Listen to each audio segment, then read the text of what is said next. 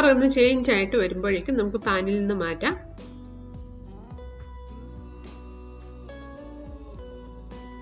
ഇനി നമുക്ക് 3 medium size tomatoes, ചെറിയൊരു പീസ് ഇഞ്ചി,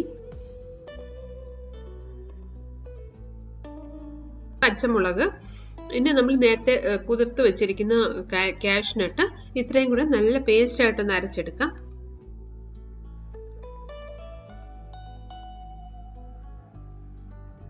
ഇനി നമ്മൾ പനീർ ഫ്രൈ ചെയ്ത പാനിലേക്ക് 1 സ്പൂൺ നെയ്യ് ഒഴിച്ചു കൊടുക്കാം. ഇതിലേക്ക് അല്പം ജീരകം ചേർക്കാം.